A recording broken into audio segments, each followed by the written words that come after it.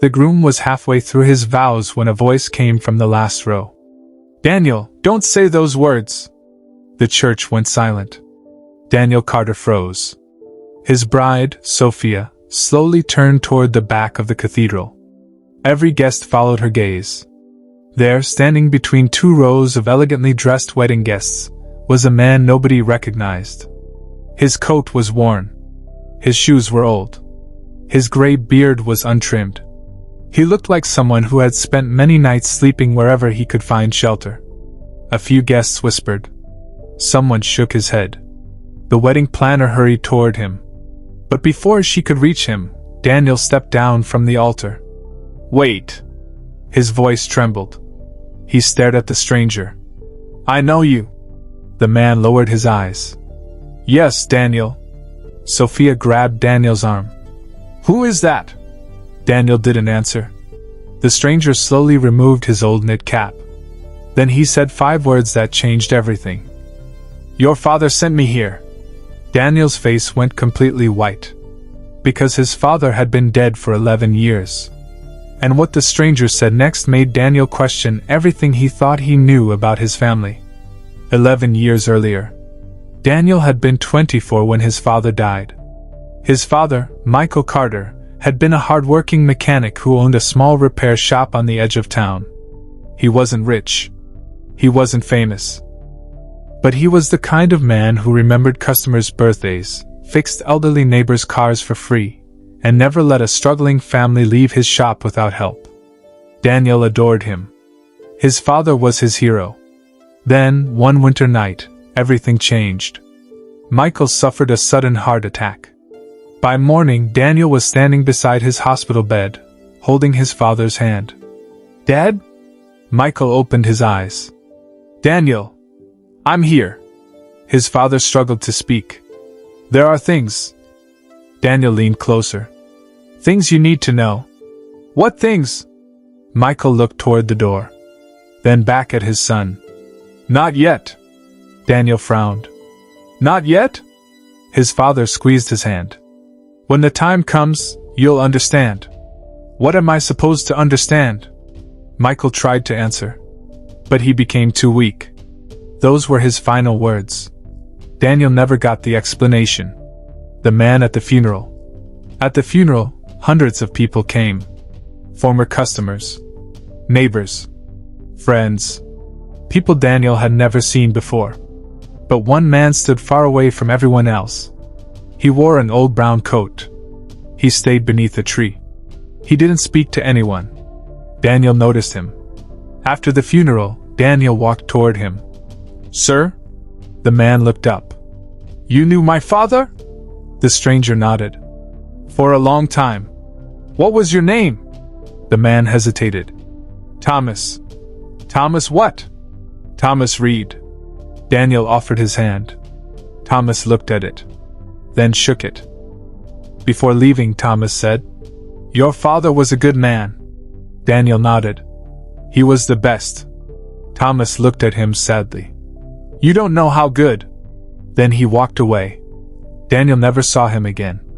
At least, that's what he thought. Years passed. Daniel built a successful life. He studied business. He started a small technology company. Within 5 years, the company became profitable.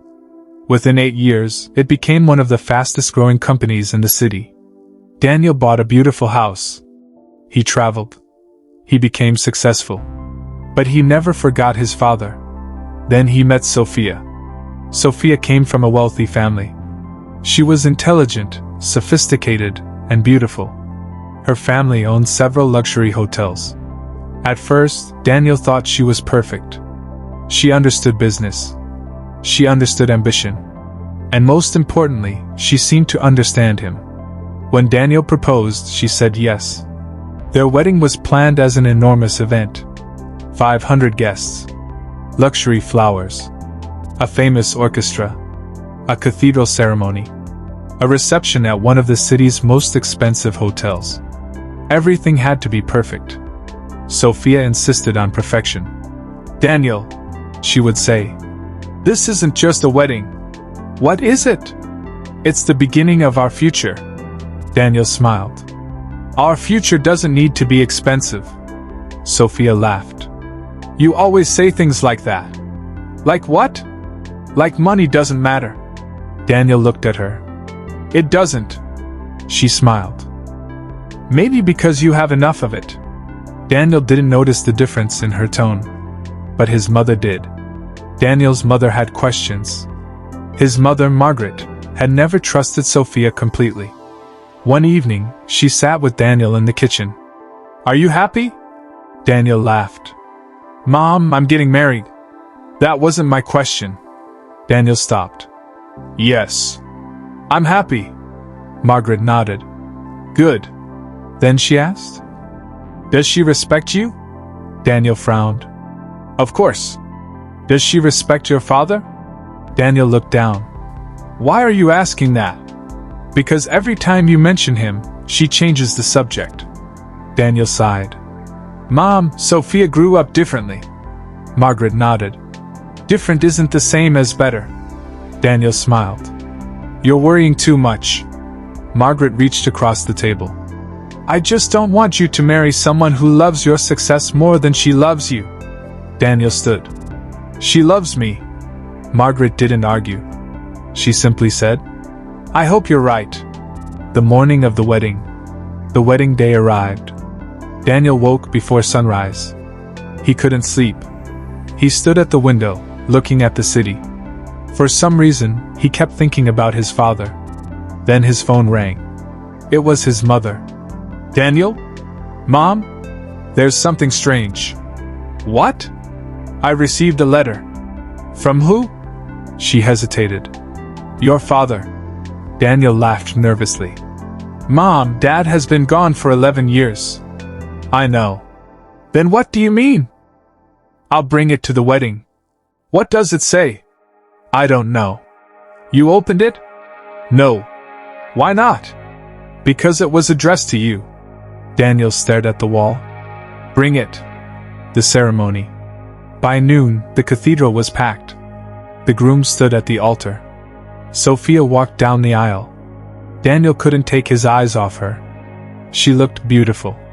For a moment, every doubt disappeared. She reached him. The priest began the ceremony.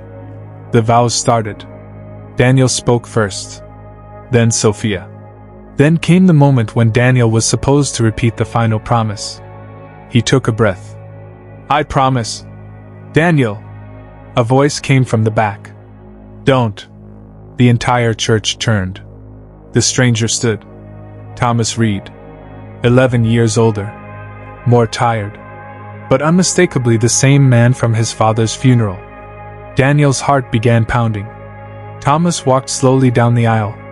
Sophia whispered, Security. But Daniel raised his hand. No. The guard stopped.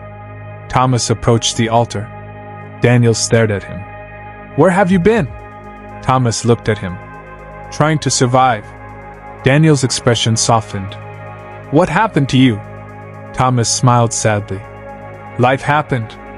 Then he reached inside his old coat. He pulled out a small envelope. Your father gave me this. Daniel's breathing stopped. My father? Thomas nodded. He told me to give it to you on your wedding day. Daniel took the envelope. His hands shook. There was handwriting on the front. His father's handwriting. Daniel knew it immediately. For my son, Daniel. Open only when you are standing at the altar. Daniel looked at his mother. She was crying. Sophia stepped forward. Daniel, this is ridiculous. He ignored her. He opened the envelope. Inside was a single letter. Daniel read the first line. Then his eyes filled with tears. He whispered, Dad, the letter. His father had written, My son, if you are reading this, you are standing where I once hoped you would stand. You are probably nervous. You are probably wondering whether you are making the right choice. I cannot tell you who to marry. I cannot choose your future. But I can tell you something I learned too late. A person's character isn't revealed when life is easy. It is revealed when nobody is watching. Watch how they treat people who cannot give them anything. Watch how they treat workers. Watch how they treat strangers. Watch how they treat people who have less than they do. Because one day, you may become the person who has everything.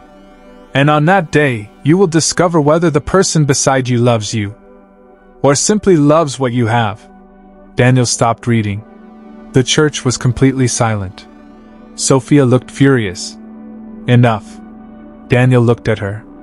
What? This is embarrassing. Daniel stared at her. You're embarrassed? Yes. She glanced toward Thomas. Look at him. Daniel's expression changed. What about him? He interrupted our wedding. Thomas lowered his head. Daniel looked at Sophia. You're angry because he looks poor? Sophia hesitated. No. But everyone could hear the uncertainty in her voice. Daniel continued. Then why? She couldn't answer. The second secret. Thomas stepped forward. Daniel, your father wanted you to know something else. Daniel looked at him. What? Your father didn't just help me once. Thomas took a breath. 11 years ago, I lost everything. My business failed. My wife left. I became sick. I had nowhere to go. Thomas looked around the church. Your father found me sleeping outside his shop. Daniel's eyes widened. He brought me inside. He gave me food. He gave me work. And when I couldn't work, he still paid me. Daniel swallowed. He never told me. Thomas nodded. That was your father. He helped dozens of people. He never wanted anyone to know. Daniel looked toward his mother. She nodded through tears. Thomas continued. Your father told me something the night before he died. What? He said, if my son ever becomes successful, remind him that wealth is only useful when it reaches someone who needs it. Thomas reached into his pocket. He pulled out an old photograph. It showed Michael standing beside a younger Thomas. Both men were smiling. On the back was a handwritten sentence. No one is truly homeless when someone remembers they are human. Daniel broke down. Sophia's last attempt. Sophia stepped toward him. Daniel. He looked at her. Please. She lowered her voice. This is our wedding. Daniel nodded. I know. Don't let this stranger destroy it. Daniel stared at her. He isn't destroying anything. Sophia looked confused. You're choosing him over me? Daniel shook his head. No. He looked at Thomas. Then at his mother. Then at the guests. I am choosing to finally see people the way my father taught me. Sophia's face hardened. Are you really going to throw away everything we've planned? Daniel answered quietly. I think I just realized I've been planning the wrong life. Silence. Sophia stared at him. You'll regret this. Daniel shook his head. No. He removed the wedding ring box from his pocket. Then he placed it on the altar. I would regret saying vows I don't believe. The priest slowly stepped back. The wedding was over. But the story wasn't. Thomas began walking toward the exit. Daniel followed him. Wait. Thomas turned. What? Where are you going? Back to the shelter. Daniel shook his head. No. Thomas looked confused. Then where? Daniel smiled. My father helped you when you had nowhere to go. Thomas nodded. Yes. I want to do the same. Thomas stared at him. What do you mean? Daniel took out his phone. He called his assistant. Cancel the reception. Sir? Cancel everything. Everything? Yes. Where should the money go? Daniel looked at Thomas. Then at his mother. Find a building. His assistant was confused. For what? Daniel answered. A shelter. 1 year later. A new building stood in the center of the city. It wasn't called the Carter Foundation. It wasn't named after Daniel. There was no giant statue. No photograph of him. Only 3 words appeared above the entrance. The Michael Carter House. Inside were warm beds. Showers. A kitchen. Counseling rooms. Job training classrooms. a medical office, and a small library. Thomas Reed worked there. He eventually became the director of community outreach. Daniel visited every week. His mother volunteered twice a week. And every Christmas, Daniel would stand in the lobby and remember the wedding that never happened. People often asked him whether he regretted losing Sophia. His answer never changed. No. Then they would ask, "What was the most important thing you learned?" Daniel would smile. That the most important person in the room isn't always the person wearing the most expensive clothes. 5 years later, one evening, Daniel was preparing to leave the center when an elderly man approached him. "Mr. Carter?" "Yes?" "My daughter is staying here." Daniel smiled. "I'm glad we could help." The man shook his head. "You don't understand." "What?" "She was sleeping in her car." Daniel's expression softened. "She got a job through the program." "That's wonderful." The man reached into his pocket. He pulled out a small envelope. "Please take this." Daniel shook his head. "You don't have to pay us." "It's not money." Daniel opened it. Inside was a handwritten note. It said, "Thank you for seeing my daughter when everyone else saw nothing." Daniel stared at the words. Then he smiled. He folded the note carefully and placed it beside his father's old letter. The ending. Years after the wedding, people still remembered the moment the homeless man stood in the back row. Some remembered the shocked groom. Some remembered the crying bride. Some remembered the whispers. But Daniel remembered something different. He remembered his father's lesson. People are not defined by what they own. A person sleeping on a bench may once have owned a business. A person wearing an old coat may have saved someone else's life. A person standing quietly in the back of a room may carry a message powerful enough to change everything. And sometimes, the person everyone ignores is the one who sees the truth before everyone else. Daniel lost a wedding that day. But he gained something far more valuable. He gained the courage to stop living for appearances. He gained the wisdom to understand his father's final lesson. And he gained a second chance to become the kind of man his father always believed he could be. So if you've ever felt invisible, if people have judged you by your clothes, your job, your bank account, or the place you sleep, remember this. Your current situation is not the final chapter of your story. Because the world may overlook you today. It may misunderstand you tomorrow. But your worth was never determined by their opinion.